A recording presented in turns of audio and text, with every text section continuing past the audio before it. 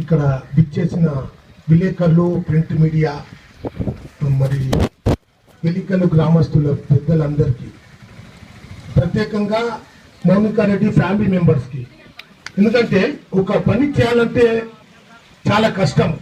అయినా మౌనికారెడ్డి ఇంత ఇంట్రెస్ట్తో మా వెంకటగిరికి వచ్చి ఆహ్వానించి ఇంత గ్రాండ్గా సక్సెస్ చేస్తారని అనుకోలేదు. ఎందుకంటే ఇది చాలా కష్టంతో కూడిన పని. అయితే ఈ సభాముఖంగా చెప్పేది ఏంటంటే ఇక ఎక్కువ మాట్లాడిన కూడా ప్రయోజనం ఉండదు. మౌనికారెడ్డి గారికి ఏ విషయంలో కూడాను మా బటాలియన్ తరఫున నేను